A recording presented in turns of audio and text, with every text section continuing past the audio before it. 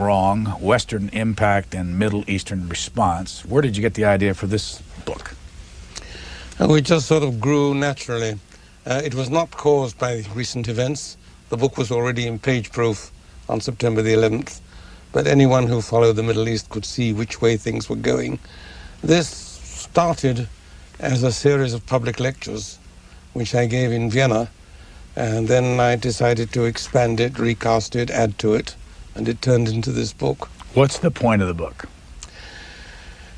How shall I put it? Let me put it this way. Here you have, in the Middle East, a very ancient and a very great civilization, which for 1,000 years or so was in the very forefront of human endeavor. It was the richest, strongest, most powerful, most wealthy of all living societies. It was also on the cutting edge of science, technology, in virtually every field. And then suddenly, within a very short period, this society is eclipsed by, is overshadowed, outperformed in almost every respect by what they had hitherto regarded as the ignorant, barbarous infidels beyond the northwestern frontier, namely Christian Europe. Suddenly, instead of winning every war, they lost every war. They were beaten in battle again and again. They who had been accustomed to unending triumphs and victories, the defeats on the battlefield at the peripheries didn't matter so much. But when they were defeated at the very center, and when the greatest of the Muslim powers, the Ottoman Empire, was forced by victorious enemies to surrender and sign a peace treaty, in effect imposed by the enemy, that concentrated the mind wonderfully and began a debate. This was just over 300 years ago, in 1699. And the debate has been going on ever since. It begins with the military. The question is asked at the time, hitherto we have always defeated the infidels, now the infidels are defeating us. Why? What went wrong? Then defeat in the battlefield was matched by defeat in the marketplace. Suddenly, Western economies began to develop while theirs became stagnant, so that even things which they regarded as peculiarly their own were better done elsewhere. Then they found themselves outperformed politically. They looked for the reasons for their relative failure compared with Western success. And they tried a number of things. They started with the military. They modernized their armies. They adopted Western methods, Western weapons, Western drill, and so on. But it didn't help. They still lost war after war. They decided that it must be the economy. So they tried to industrialize, forced industrialization by the state. And that didn't work very well either. And then they decided that it must be the political systems of the West, that the magic talisman of Western wealth and power was elected assemblies, something entirely alien to their experience. So they tried that, and none of it has worked. And this has been going on now for 3 centuries. And it got worse and worse. Not only were they outperformed by the West, they came to be dominated by the West, as most of the Islamic world, with very few exceptions, came under the rule of one or other of the great European imperial powers, Britain, France, Holland, and Russia. And this is a debate which has been going on for 3 centuries and has been getting more and more ramified, and all kinds of explanations have been offered. And what I tried to do in this book is to look at some of the various explanations that have been offered against the background of the changes which have actually been taking place. How long have you been writing about the Middle East, thinking about it? Oh, since I was an undergraduate. Where? That was in the University of London in the mid-1930s. And what got your interest in it going in the first place? Idle curiosity. I was going to be a lawyer. It never occurred to me that one could actually earn a living by doing this sort of stuff. I was going to be a lawyer, so I could take my BA in whatever amused me. And I did history, and then I specialized in Middle Eastern history. And in order to do that better, I learned a couple of Middle Eastern languages. What'd you learn? Arabic, Hebrew, Persian, Turkish. still speak them? Well, I'm getting a bit rusty in some of them. As I grow older, my fluency diminishes, but I can still read them. Did you travel to that part of the world? Oh, yes, I've traveled extensively. And then between 1940 and 1945, I was on His Majesty's service, and that gave me an opportunity to see the modern Middle East. Until then, my interests had been mainly medieval, and this gave me a chance to make the acquaintance of the modern Middle East and travel around quite a lot. It gave me a somewhat different perspective. Now, you're a professor emeritus at Princeton. That is right. How long did you spend at Princeton? I went to Princeton in '74. Where were you before that? The University of London. Teaching what? The history of the Middle East. As I got ready to sit down and talk about this book, I read a bunch of articles, and they actually you couldn't avoid them in the last couple of weeks. And as I did, I kept seeing the same thing. I don't even know if you've had a chance to see all this. I want to show it, put it on the screen. And these are quotes that I read from others writing about you. Let's start with the first one. You'll see it here on the screen in just a second. Now, there we go. Bernard Lewis, the great Islamic scholar and author, Michael Kelly, The Washington Post, October 24th. Bernard Lewis is first and foremost a historian, arguably the most respected Islamic scholar in the West, James Klurfeld in Newsday. Got two more. Mr. Lewis is arguably the West's premier student of the Near East. That's George Will.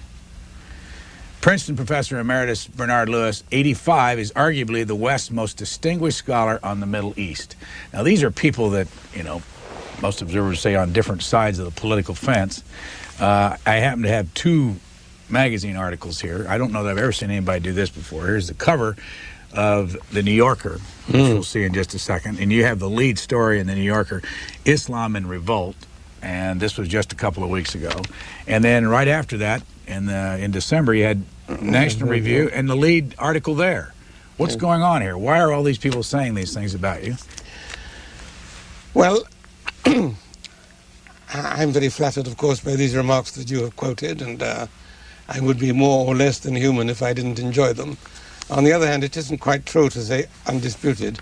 There are people who would disagree very strongly with these assessments of what I have accomplished, but let's not go into that. Why now particularly? I think probably for two reasons. I've been writing about the Middle East for years and years and years, mainly in the form of books or articles in learned journals.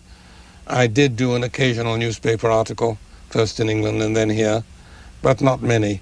What suddenly catapulted me into this kind of prominence, I think, was two articles. One was an article which I published in the Atlantic Monthly in September '90. The editors gave it the title, The Roots of Muslim Rage. I was not happy with the title at the time. I complained to the editors, but I must admit that, and I do so publicly, that they were right and I was wrong. It was an appropriate title. What was going on in the world in September of 1990? Nothing very special. It was just that I had been studying the Middle East for a long time. I had been observing current changes in mood. I had been reading the current literature.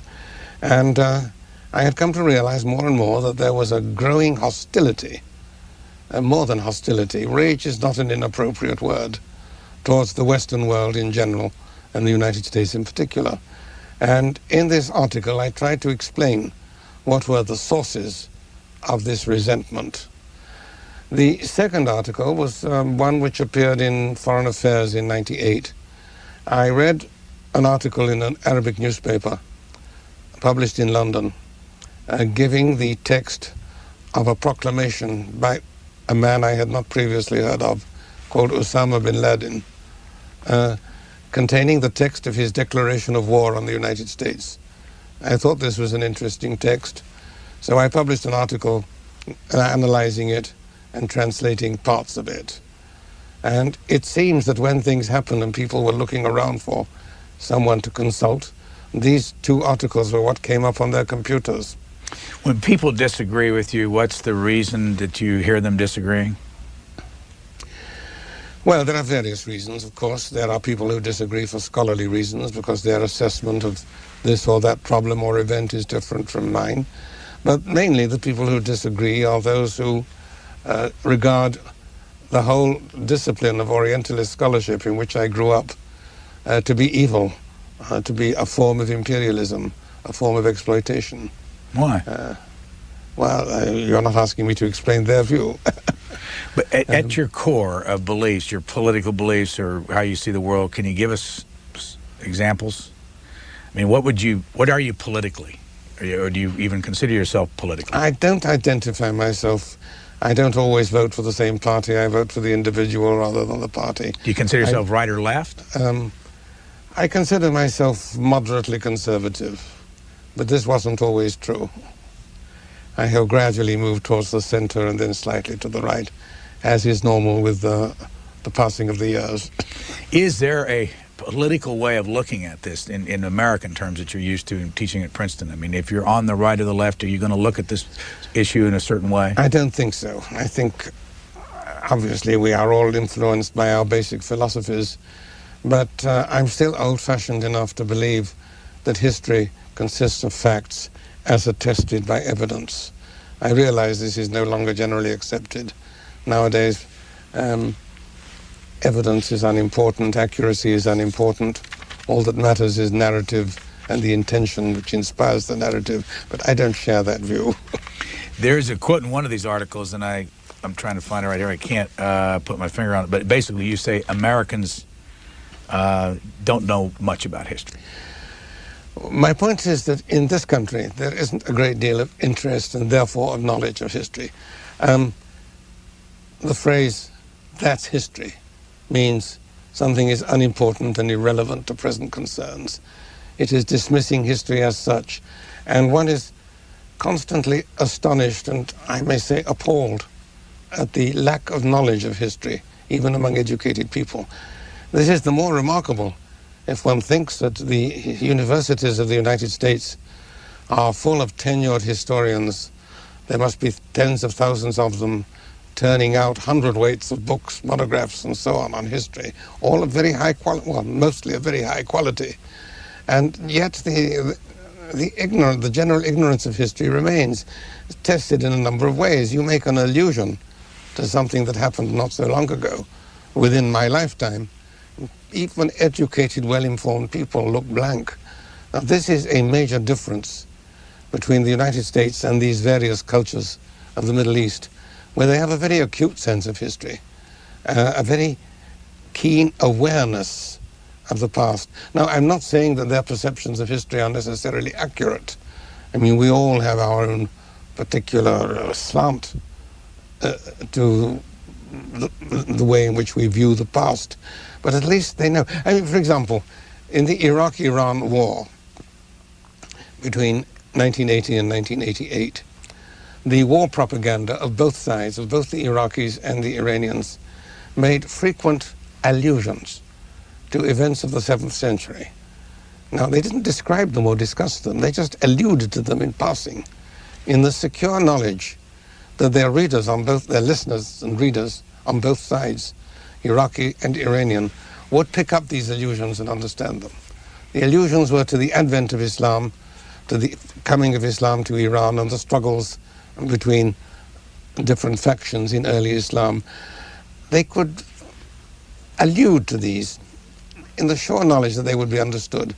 When Osama bin Laden, in one of his recent pronouncements, said, "We have suffered this shame and humiliation for more than 80 years," I haven't the slightest doubt that all his intended audience knew exactly what he was talking about.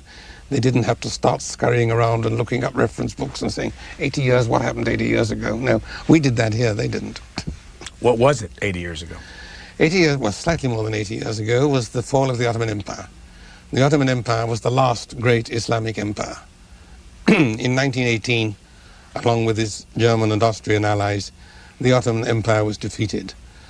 Not only defeated, but occupied, partitioned, its capital occupied, its sultan a prisoner, and so on. This was seen as the ultimate point in the degradation and humiliation of the Islamic world. Who defeated the Ottoman Empire? The Allies, that's to say Britain, France, and the United States. And what was the center of the Ottoman Empire? How big was it, both in territory and in population? Well, at its height, the Ottoman Empire extended from the suburbs of Vienna to the frontiers of Iran and the Persian Gulf in the east, across North Africa as far as the frontiers of Morocco, and a large part of southeastern Europe. It was a very mighty power. How was the Ottoman Empire defeated? In a series of wars in which they were the losers. Sometimes they managed to rally, but it was a slow and painful process. And the end result was that they were driven from one province after another and eventually lost control even of their capital and their heartlands. Later they were able to get out of that because a remarkable man called Mustafa Kemal, later surnamed Ataturk, led a rising in occupied Anatolia and was able to drive out the Allied occupation forces and reassert Turkish independence. But this was not an Islamic victory. This was another Islamic defeat, because Kemal Ataturk was a secularist and a modernist and believed in separation between religion and the state. So that although this was, from a Turkish national point of view, it compensated for the final defeat and destruction of the Ottoman Empire, from the Muslim point of view, it was a worsening of the situation, because the Kemalists, having restored the independence of Turkey, proceeded to abolish the Sultanate and the Caliphate.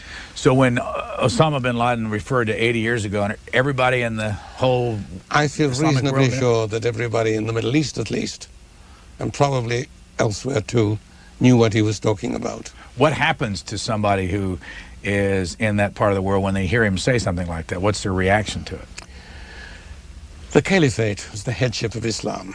And Islam is seen as a single community. We in the Western world tend to think of a nation subdivided into religions. There is rather a religion subdivided into nations. The basic identity is the religious identity. One is first a Muslim or whatever other religion it may be, and then subdivided. Now, these nation states of that part of the world are very new and very recent, and many of them are creations of the Western imperialist powers invented by Britain and France for the most part. But that doesn't mean to say that they are not ancient civilizations. They are very ancient civilizations, but they did not see themselves.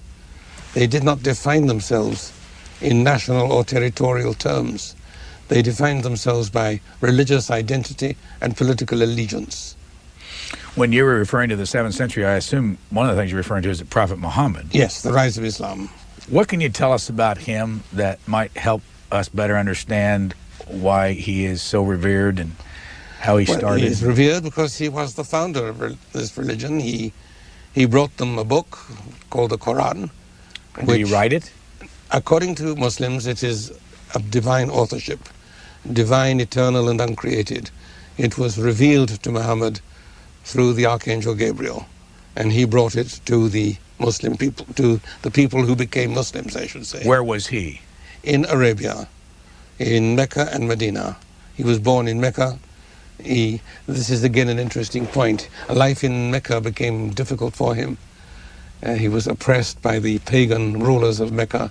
So he moved to Medina, where he managed to build up his strength and eventually returned to Mecca.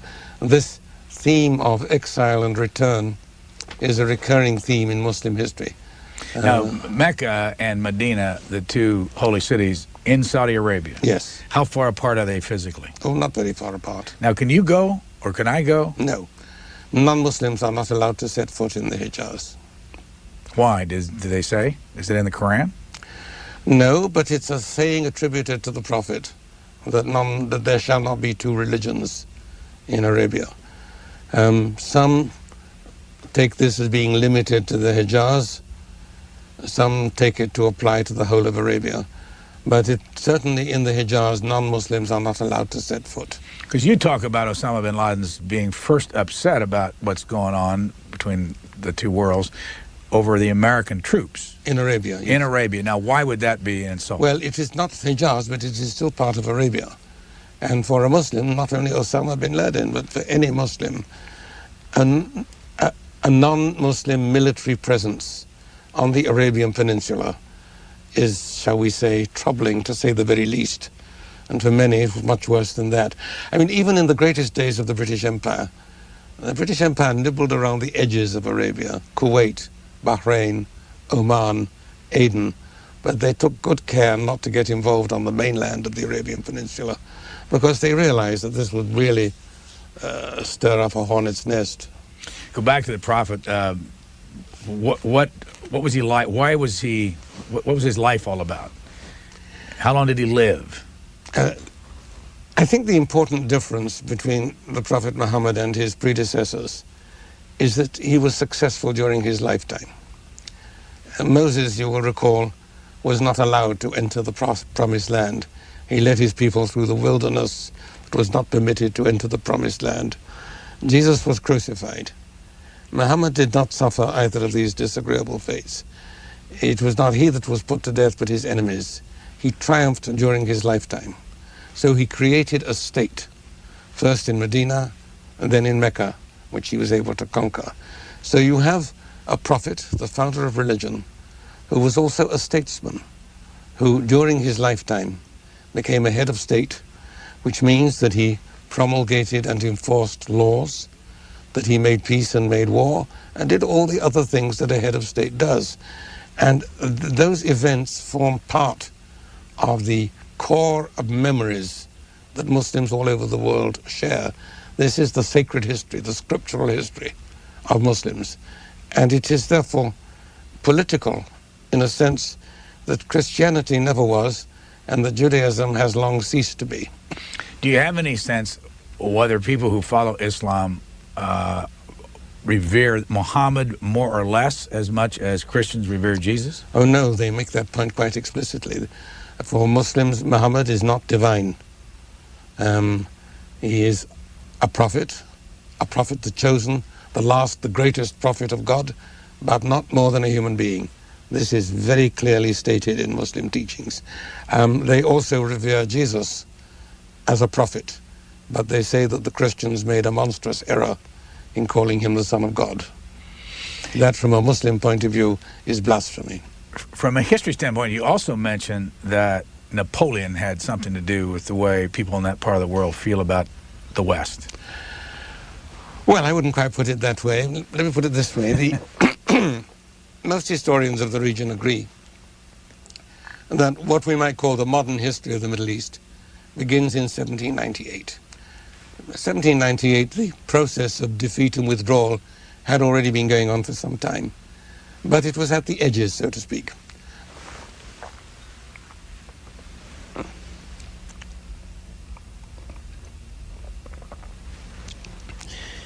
In 1798, the French Republic sent an expeditionary force to Egypt, commanded by a young general called Napoleon Bonaparte. At that stage, he wasn't yet Napoleon, he wasn't yet emperor. He was simply General Bonaparte in the service of the Republic. And General Bonaparte went to Egypt and taught the first appalling lesson that even a small West European army could enter, conquer, occupy and govern one of the heartlands of the Islamic Middle East with impunity. And the French stayed there for several years, and their arrival was the first terrible lesson. Their departure was the second one. The departure of the French from Egypt was not achieved by the Egyptians, nor by their suzerains, the Turks. It was accomplished by a squadron of the British Royal Navy, commanded by a young admiral called Horatio Nelson. So the first lesson is that a European power can come and do what they please. The second lesson is that only another European power can get them out. And that began 200 years when the scenario was more or less the same, though the roles were played by different actors, when the Middle East was the more or less passive object of the rivalries and power ploys of greater powers from outside the region. Sometimes it was Britain versus France, sometimes it was Britain versus Germany or versus Russia. In the final phase, it was the United States versus the Soviet Union, the two superpowers still playing the same game that was initiated by Bonaparte and Nelson. But that was the end of it, because President Bush and Gorbachev ended what Bonaparte and Nelson had started. They ended this imperial rivalry over the Middle East because they both withdrew. The Soviets, the Russians I should say, since the Soviet Union collapsed. The Russians because they couldn't, the Americans because they wouldn't. They didn't choose to. That is not the American way. It's a point I was trying to make in the National Review article. By the way, back to the New Yorker piece, and I'll give the dates here because folks might want to go get either the New Yorker piece or the National Review. The New Yorker was November 19th, 2001, and the National Review was December 17th, 2001. It might be interesting because one is a magazine that I think most people would say would be left of center, and the other would be right of center. How did the invitation come to you to write both of those pieces, and what were they asking for in both of those pieces? Well, they didn't tell me what to write. They both asked me to write something about the current crisis and to deal with it in whatever way I chose, which I did. They didn't care about your particular political persuasion when they asked you to do that? Well, if they did, they didn't let me know about it. I didn't have any complaints. Had you written for either magazine before? Had I written for it? No, I hadn't. And going back to what we were talking about, Napoleon in the Middle East, you mentioned in one of these pieces, I've read so much about what you said, I'm not sure where I found it, that the two big items that you need to talk about, Israel and oil, when it comes to the Middle East. No, when it comes to defining American interests, not when it comes to the Middle East. It's not the same thing. But when defining American interests in the Middle East, oil, a vital source of supply, and I think probably in many respects the main problem of the region, both for its people and for outsiders. And the other is Israel, the small country which is surrounded by hostile neighbors and in which clearly the United States has an interest. Yes, it seems to me that those are the only two. Start with oil. When was oil found over in that part of the world? Towards the earlier, in the 20th century. It came in various stages, from the beginning of the century in Iran, then onwards. The development of oil made a tremendous difference in every respect. One of which I think is important and has not been generally mentioned. The kind of Islam that is represented by Osama bin Laden, this radical, extreme kind of Islam, did originate in Arabia, and as far back as the 18th century. And it would have remained in Arabia had it not been for oil. Let me explain what I mean. Imagine that some such group as the Ku Klux Klan or the Aryan Nation or one of those were suddenly to come into the possession of unlimited wealth and use that money to set up schools and colleges all over the world promoting their particular version of Christianity. Then you get an idea of what has happened to Islam as a result of the enormous wealth that oil has brought to some people in Saudi Arabia. It has enabled them to set up schools and colleges all over the Muslim world, teaching their brand of Islam, this kind of fanatical, extremist version of Islam, which has thus acquired a scope, an expansion, which it could never otherwise have had. Without oil money, this kind of Islam would have remained a fringe group in a marginal country. Are you saying, in effect, by us buying all the oil we do, we're really funding this confrontation? Yes, indirectly we are.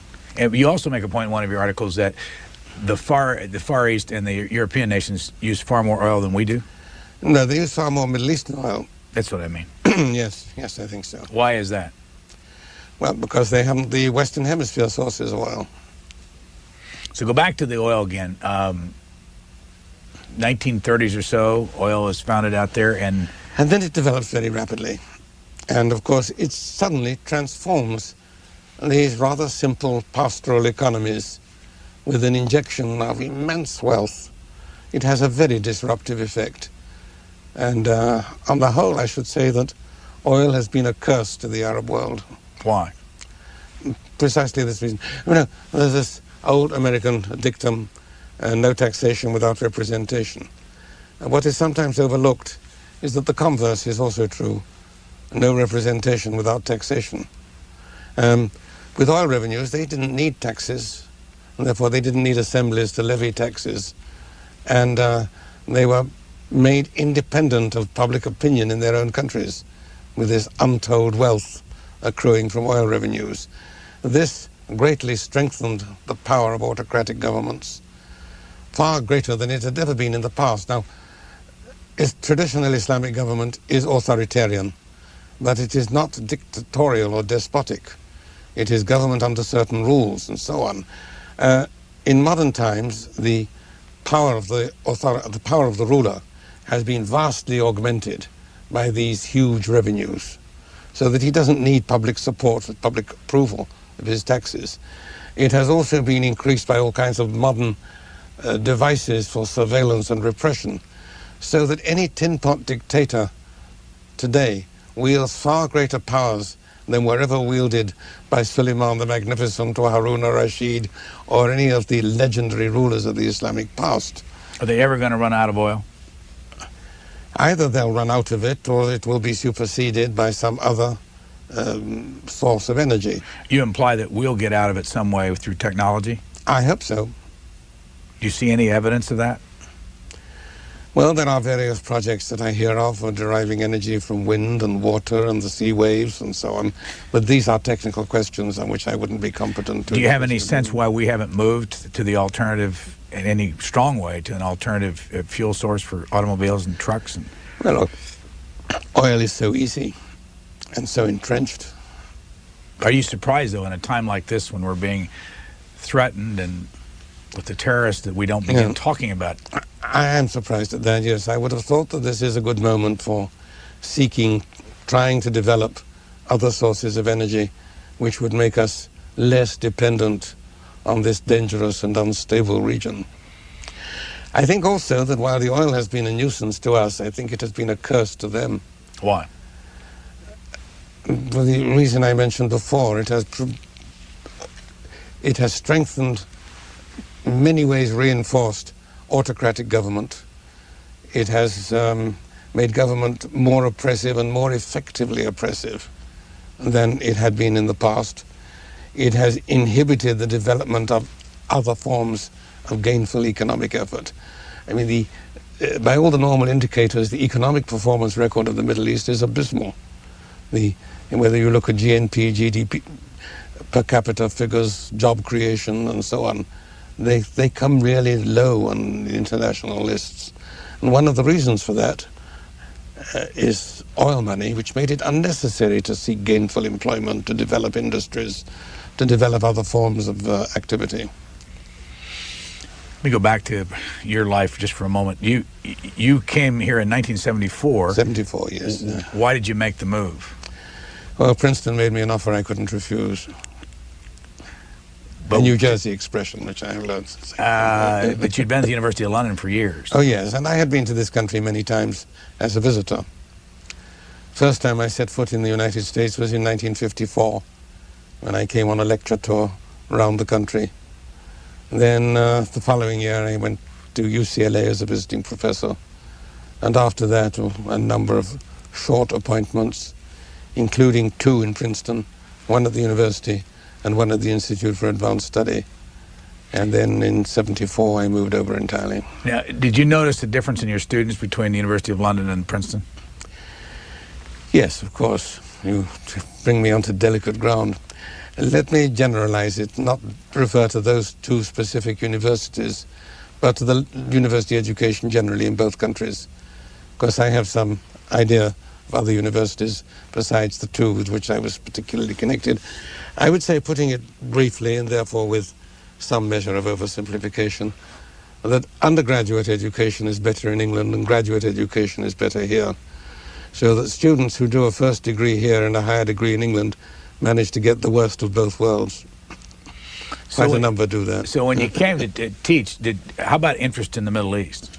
Did you find more interest in Britain or here? Oh, a little more there, but I don't think it was a big difference.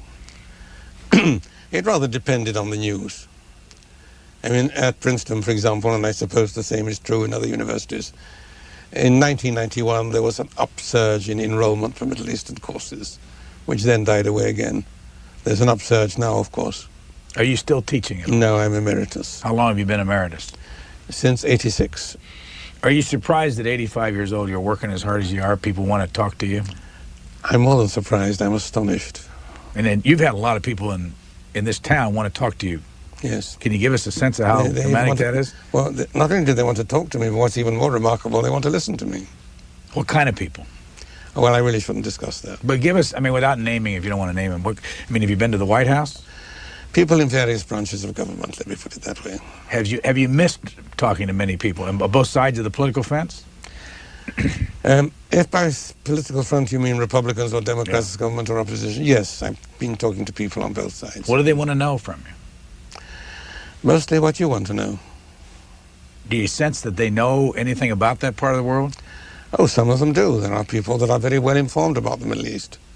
But do you go away There are others that are remarkably ill-informed. I just wonder if you ever go away from these conversations saying, we got problems here. These folks don't know anything. No, I haven't been to those departments. We first start asking about oil and then about Israel. Yes. What role has Israel played in all this? Well, if you look at the published statements, you would think that the Israel-Palestine question is of primary importance. Certainly it is important, but I don't think it's of primary importance. It is given importance because it is the only grievance that can be freely and safely expressed in Arab countries. Other grievances against the policies and behavior of their rulers cannot be expressed. And that and also anti-Americanism. Anti-Israel, anti-American. These are the two safety valves for letting it out. Now, why do I think that's exaggerated? Because if you look at bin Laden's earlier statements, his first major grievance is the American presence on the holy soil of Arabia, infidel soldiers on the heartland of Islam. The second grievance is using that place as a base from which to attack Iraq. Now, Iraq is not holy from a Muslim point of view, but for half a millennium it was the seat of the caliphate, the greatest and most glorious period of Islamic history. And only in third place does he mention Jerusalem, not Palestine, just Jerusalem. I think that is an honest statement of his priorities, and a fairly general one. Since then he has learned different tactics, and nowadays he gives more emphasis to Palestine, knowing that this will raise support for him in Europe and some other places. You've written about something called the assassins. A long time ago, yes. If we know more about the assassins, what will that help us understand about what's going on here? I don't think it will help very much, quite honestly. It was a different type of movement, a different inspiration. Excuse me. Sure, and if you don't mind going back to between the 11th and the 13th century and just give us a little idea of who the assassins were and why it doesn't apply to today. Well, in the first place, the assassins were, in a sense, a very marginal movement. They were from the Ismaili sect, which is a branch of the Shia sect, which means that from the point of view of the generality of Muslims, they were a heresy of a heresy, and not very far from what you might call mainstream Islam. The second difference is in their tactics. This was what I think is nowadays called targeted assassination. The assassin set out with a definite person in mind. The person was normally a ruler, a military commander, or a religious dignitary. These are the three, because they believed that the removal of this person would further their cause. Now, their cause was nothing less than taking over the Islamic world. And in this, I may say, there is a resemblance between them and the modern ones. The aim to get rid of what they regarded as the apostates and usurpers who were ruling Islam and establishing what they regarded as an authentic Islamic regime, which of course most Muslims would not accept as such. In that respect, there is a resemblance, because these people also have as their main target their own rulers. The fight against the West is in that sense incidental to their main aim, first to drive out the Westerners, which they regarded until a couple of weeks ago as comparatively easy. They may be changing their mind on that now, but the main task to overthrow their own rulers. Now, the main difference between the assassins then and the terrorists now is that there was no collateral damage. The assassin set out on a mission to kill a person. He killed that person and made no attempt to escape. The assassins made almost a sacrament of the assassination. They only used knives. There were other ways of killing people, even in the Middle Ages. They never used missiles of any sort. No bows and arrows, no crossbows, no catapults. They never used poison, and so on. This was a quite different approach to that of the modern terrorist, who is prepared to destroy thousands or tens of thousands of people entirely at random. This is a 20th century innovation. By the way, not part of Islam. You've written about a dozen books, I understand. More than that, actually. How many? What's the total number? About 20. Of all those books, how many of them are still in print? Most. If somebody wants, in your opinion, to read about this, get the best background on it, what's the best book to read? Oh, my next one, naturally. It's always the next one. But I just saw one in the bookstores, The History of the Middle East, 2,000 years. As a general survey of my own books, I would recommend that one, yes. It does try to cover the history of the region from the rise of Christianity to the present day. You say at the end of your National Review article, the last sentence is, we're either going to have to get tough or get out. Yes. Explain that. Well, the kind of wishy-washy policies that have been followed in the past just won't work. The question which people have been asking all the time is, I think, the wrong question. The question that people are asking is, why do they hate us? That's the wrong question. They've been hating us for a long time. In a sense, they've been hating us for centuries. And it's very natural that they should. You have this millennial rivalry between two world religions, and now, from their point of view, the wrong one seems to be winning. More generally, I mean, you can't be rich, strong, successful, and loved, particularly by those who are not rich, not strong, and not successful. So the hatred is something almost axiomatic. The question which we should be asking is, why do they neither fear nor respect us? And this is what comes out very clearly in the writings of Osama bin Laden. In the past, there were always rival powers. If they were unhappy with the Americans, they could turn to the Russians. If they were unhappy with the British, they could turn to the Germans. Can't do that anymore. But this has served not only to concentrate their minds wonderfully in one direction, but also to encourage them, because as they see it, they destroyed the Soviet Union.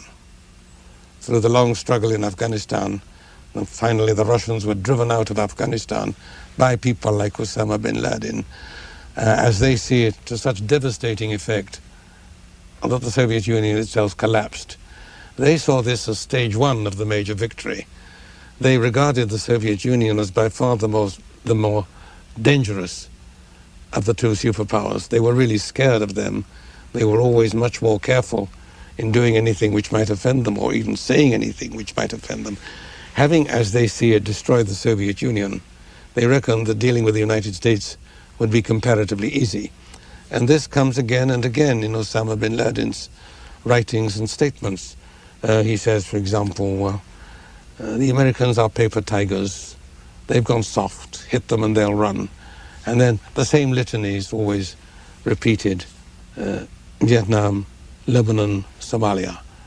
There is a belief which to any American would appear utterly preposterous, that what happened in Somalia was an attempt to establish an imperial American domination over that country, and this was foiled by the brave Somali people who stood up to defend their independence. I mean, this is obviously a gross travesty on both sides of what happened, but that is how Osama bin Laden sees it. And he saw this as evidence of weakness and softness, and was encouraged to go on with that. I think that during the last couple of weeks they may be changing their minds on that point.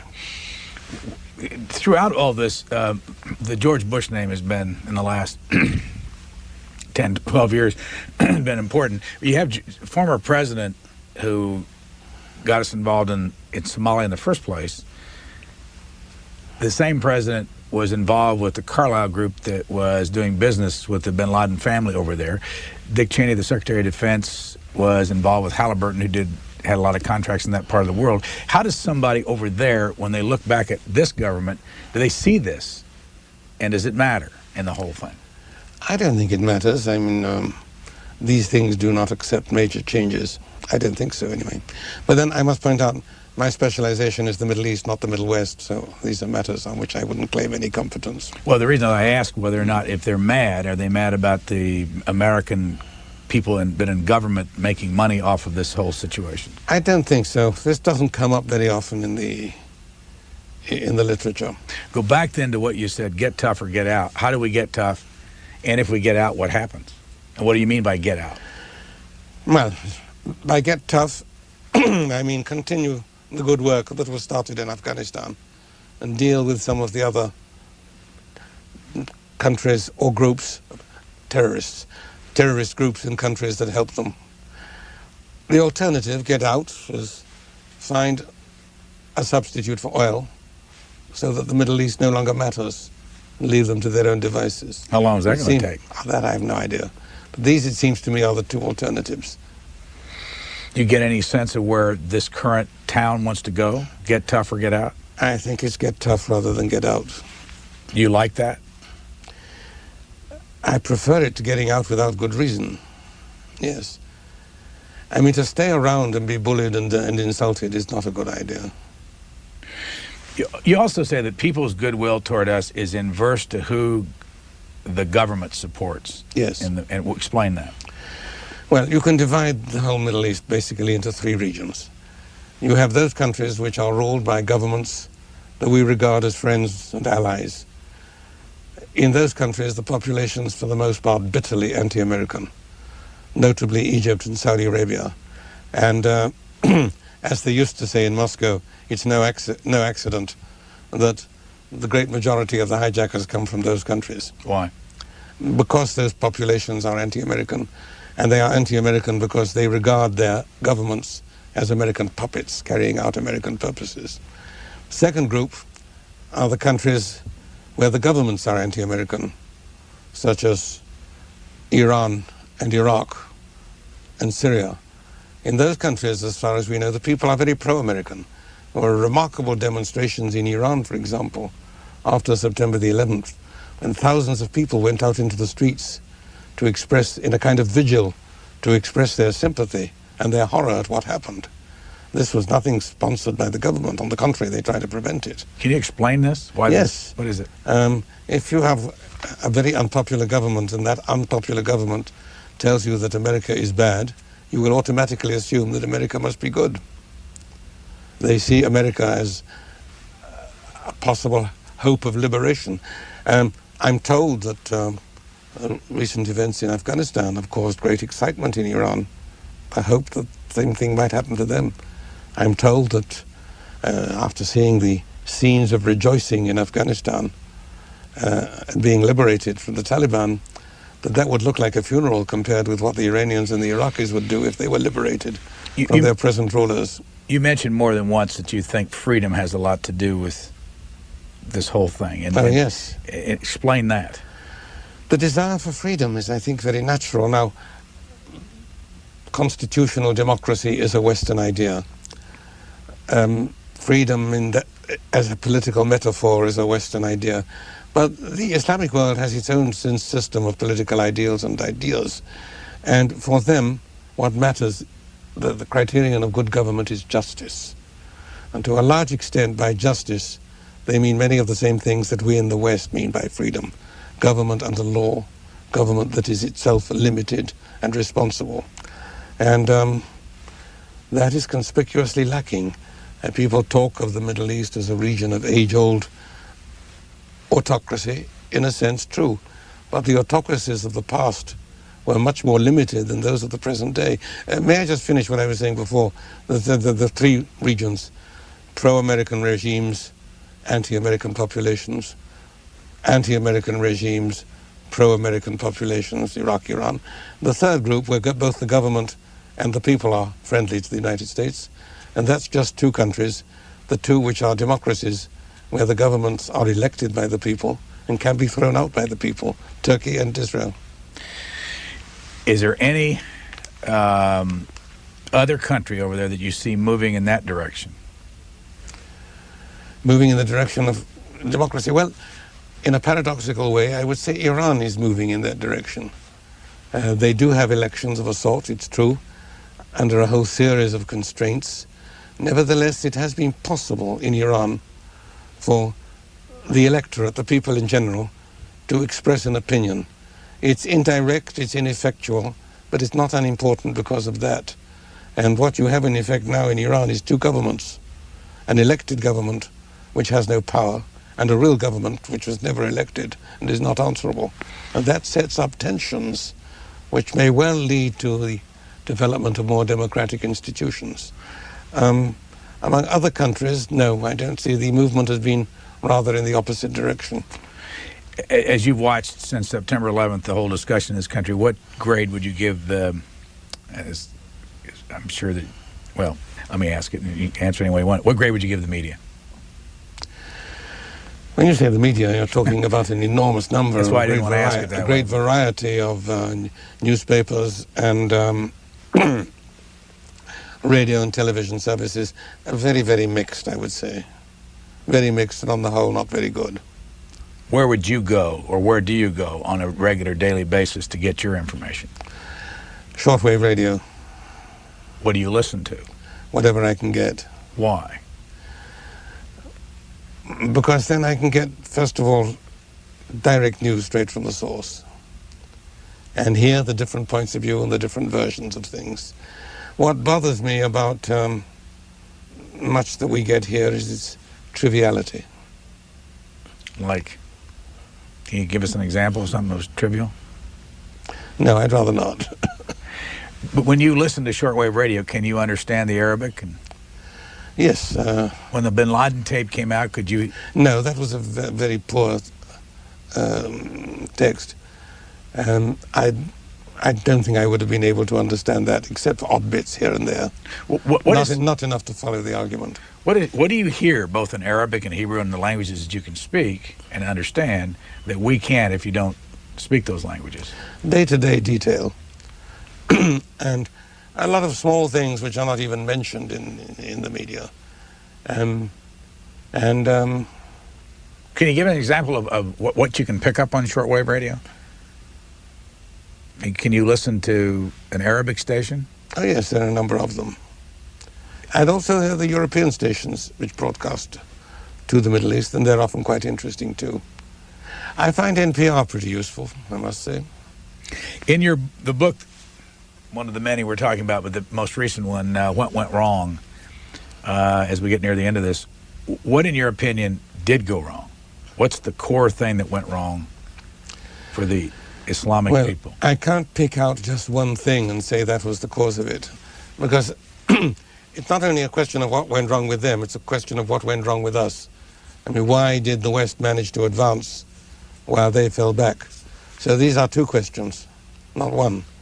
And I think that there are many different causes. One of them, for example, is Atlantic shipping. Countries bordering the Atlantic Ocean, like England and Holland and France and Portugal, had to build bigger, stronger ships that could face the Atlantic. These could carry more guns and were therefore more effective in war, and they could carry cargoes greater distances more cheaply, more safely, and therefore more effective in peace. So that in both respects they outdid the shipping of the Mediterranean, the Indian Ocean, which simply didn't need to be as big and as strong and as maneuverable. I think that's a very important element in the change which took place. When Atlantic fleets come into eastern waters, even a small country like Portugal or Holland can build a great empire in the east, defying all the mighty eastern empires. And I think, obviously, there are many elements in that, but Atlantic vessels is part of it. Another is the development of science. Now, that is really a restatement of the question rather than an answer to the question, because in the Middle Ages, they were in the forefront of science, and they continued to be for a little while after, but gradually they fell behind while the West advanced. Some people would say that the difference is the Reformation. Christendom went through a Reformation and a counter-Reformation. Islam has not done that yet. And some would argue that that is a factor.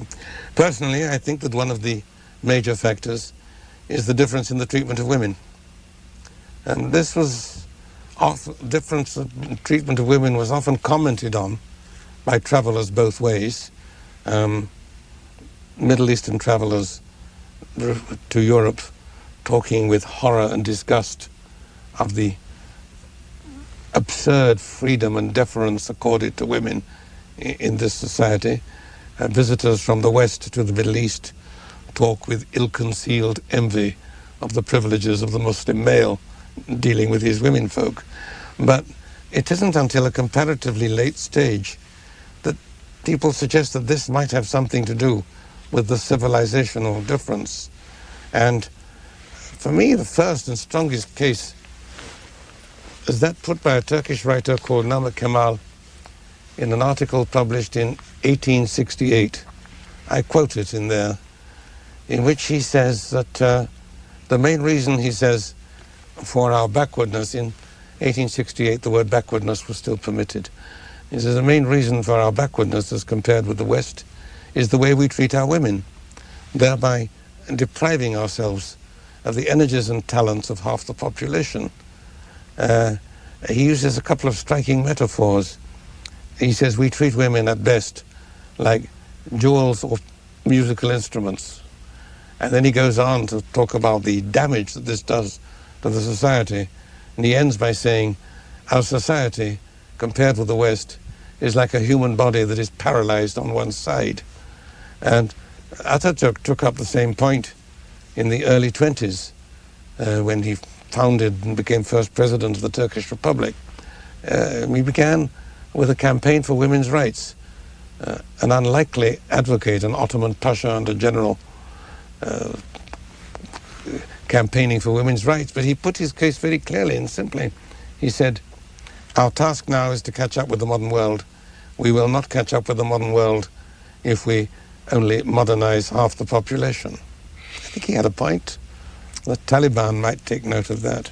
We've been talking about several things with Professor Bernard Lewis. One is the New Yorker from November 19th, 2001. Another article from National Review, December 17, 2001. And this book, a January book in your stores, What Went Wrong, Western Impact and Middle Eastern Response. Professor Bernard Lewis, Professor Emeritus at Princeton, thank you for joining us. Thank you.